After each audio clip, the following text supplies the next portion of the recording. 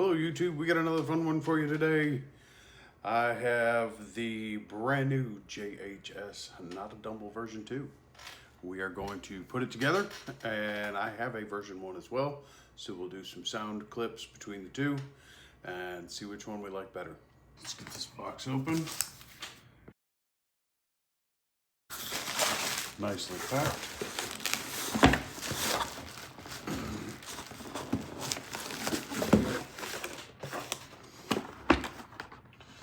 Notadumble in the box.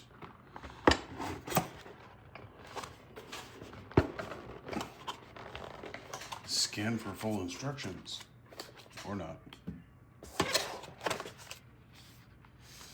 Got the clean channel, overdrive channel, effects loops jack, and an order switch. Instructions, basic instructions there on how to use it. 15% off coupon. Serial number sticker. Instruction booklet. The infamous goop. Looks like I got a JHS button, as well as some feet for the pedal. Cables, knobs, washers,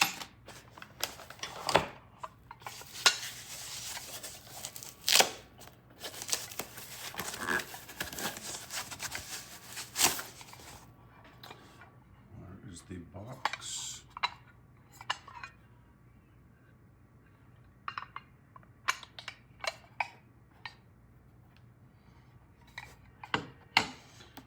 And circuit boards.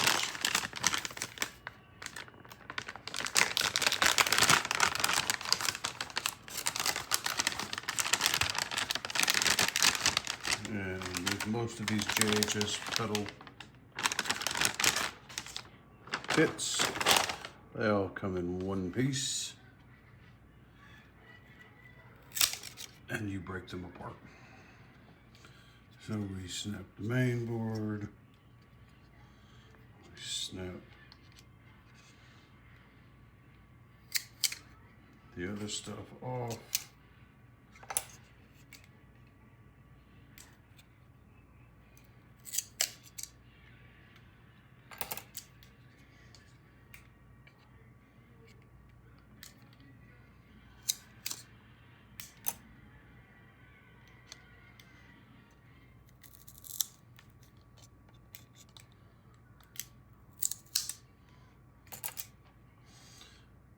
Side pieces off.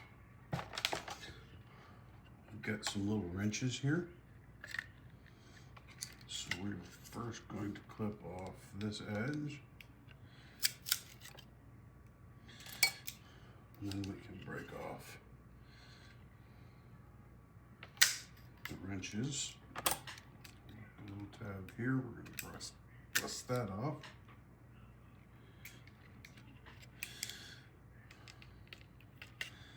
This edge,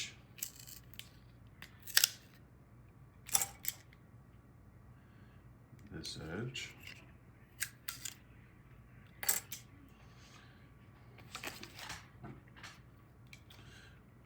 we're going to break our little wrenches apart here. Start by pulling that piece off.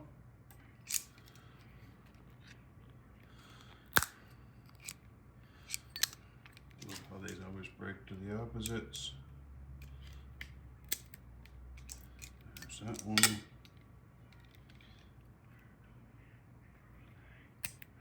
That one.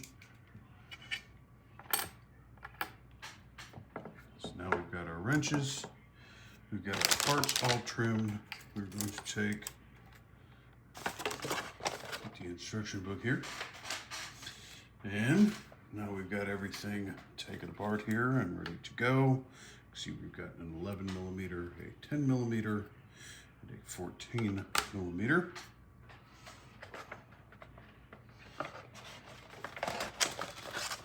Step 3 is going to be to take our nice enclosure box here And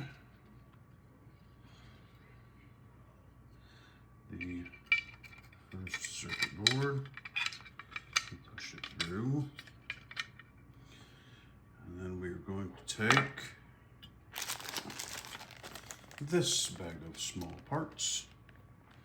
And we've got to open it back up. So each one of these is going to get a washer and a nut.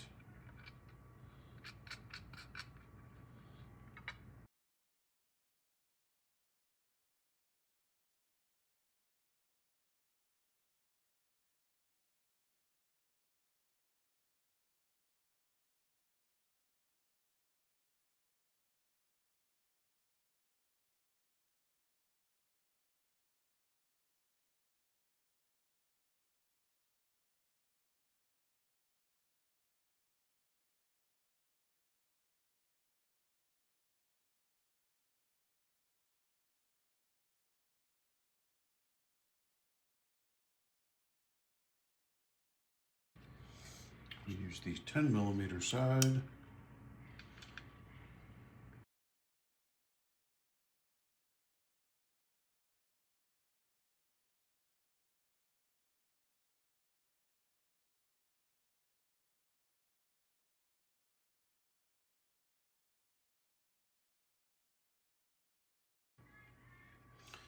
All my knobs are still free to move.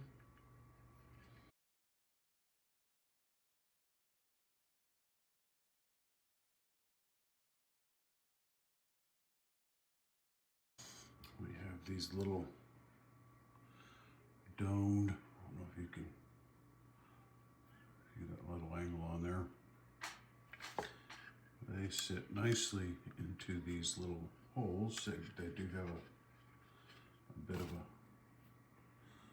lip on the back edge too. Put those in those holes. And we have these little ferrules.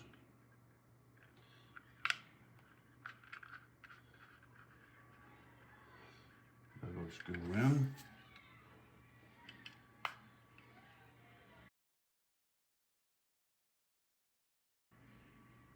And we're just going to snug those. We don't want them real tight. They're going into plastic. If you over tighten, you'll strip that plastic real fast. And then they won't want to stay on.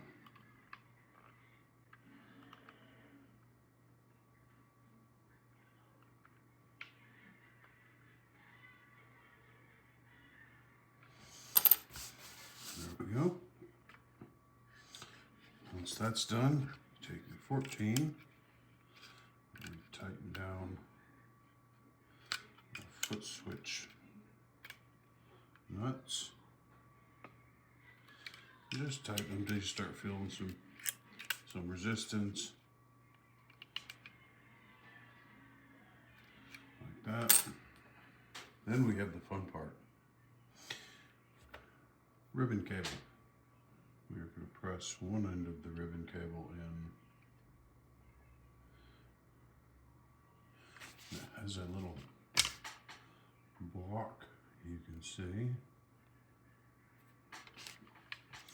And then the plugs have this little, I don't know if I can catch it good enough. There you go. See that little notch. So, that little block goes to where that little notch is.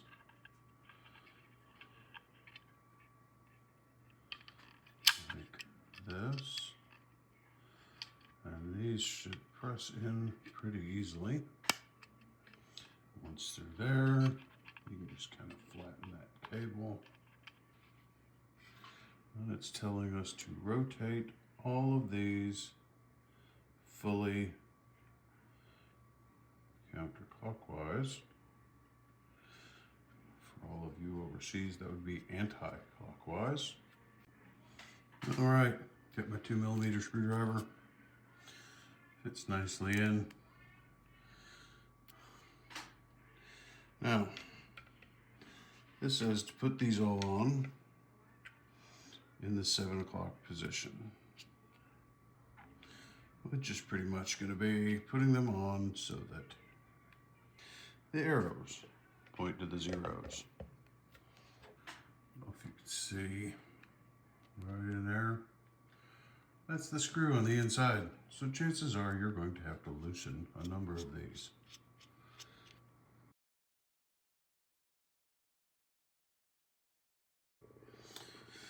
That one was long enough, I had to take it completely out.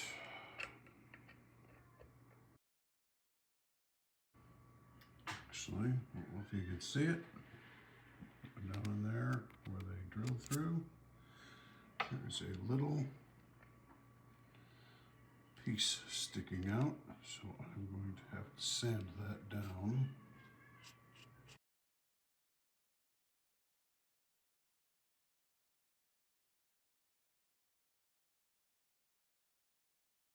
Then I'm going to start tightening them down.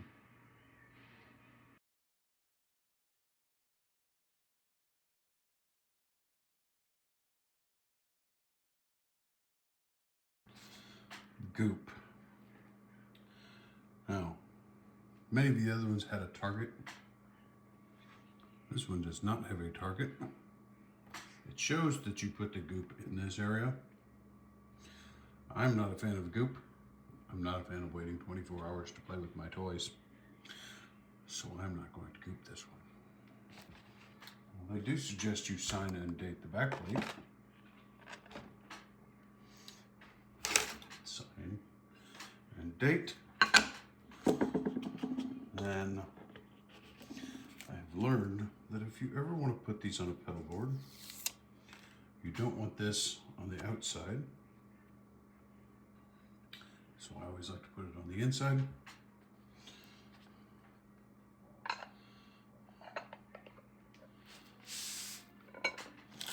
And we have our 4 screws to affix the back plate.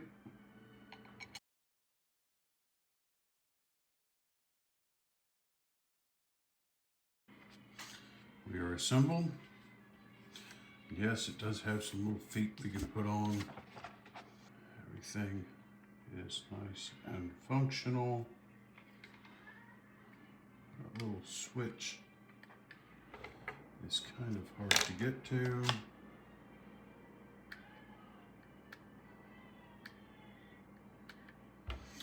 of wish it was here, a little ball bat, but it's all right. We usually got something I can get to in there. Boost channel, drive channel.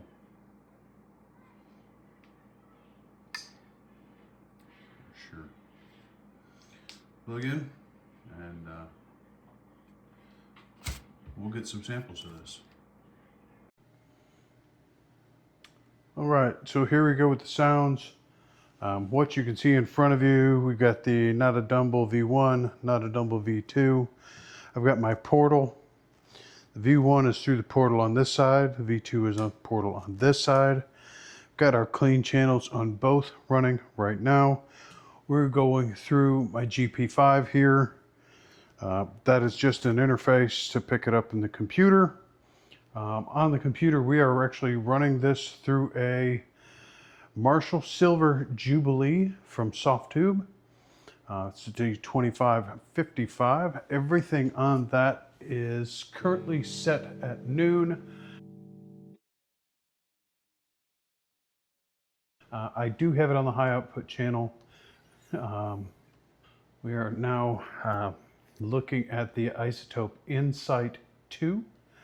That gives us on the bottom left decibel levels.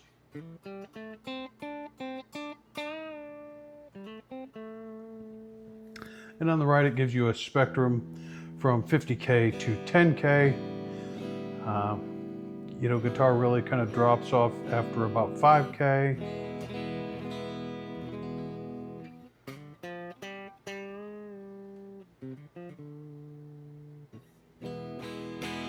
So there's our clean tone.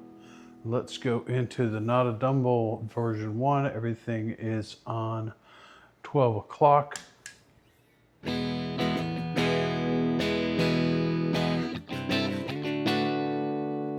can see that increases our decibels considerably.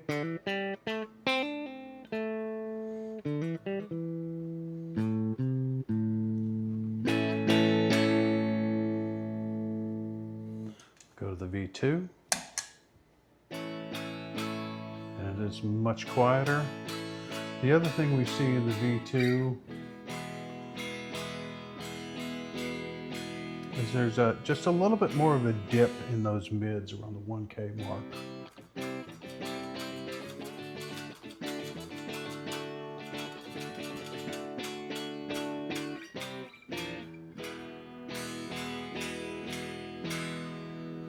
Go back to the V1.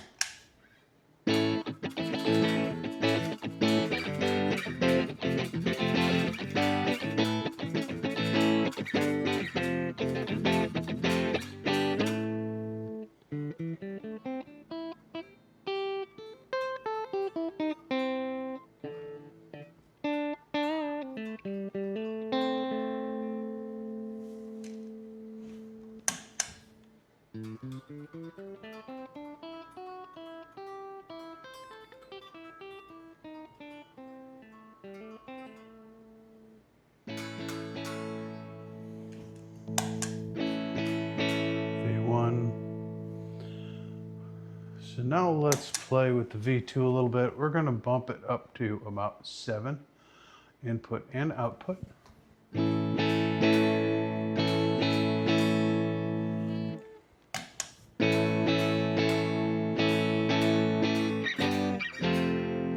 that gets our output levels decibel wise in the same.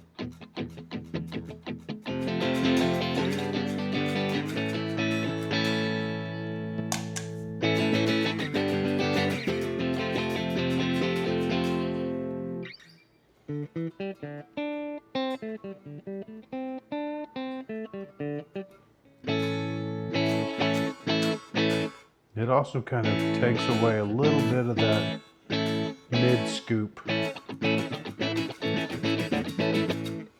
Puts them a little bit closer to the same.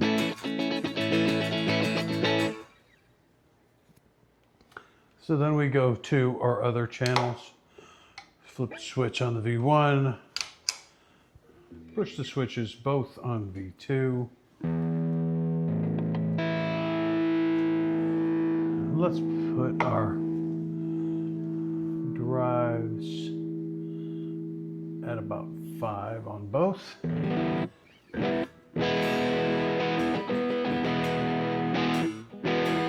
There's our V1.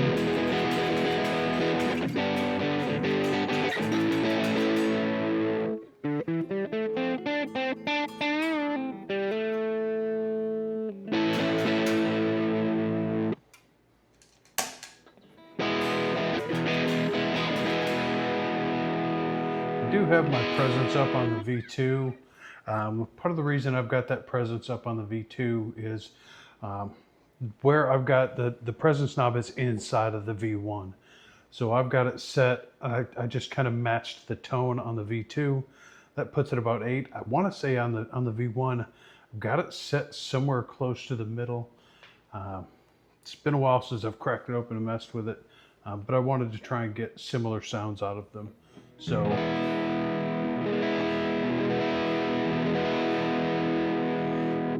you know, our decibel levels were sitting right there around 17, 18.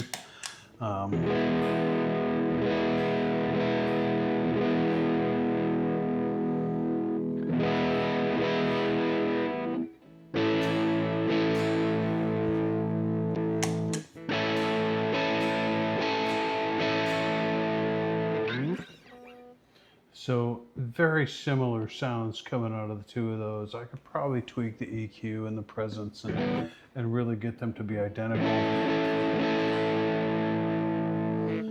So, you know, if you play with your inputs and output on the clean channel, you can kind of match them up.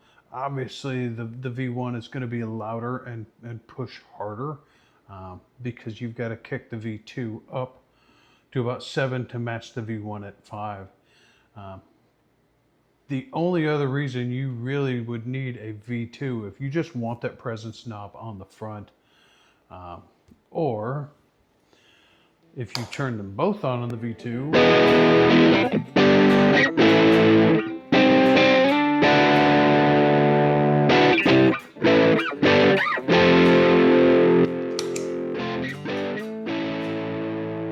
you get a whole lot more boost across the board.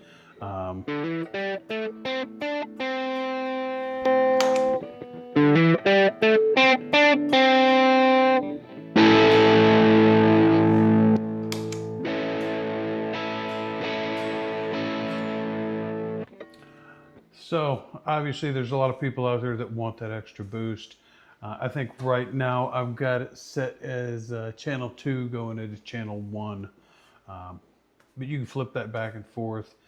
Gives you a little bit of a variety of sound.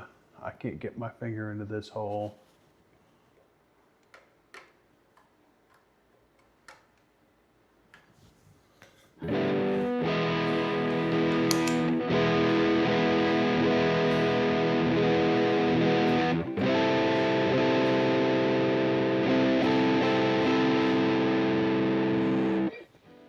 Drops off pretty significantly over the 1K mark that way.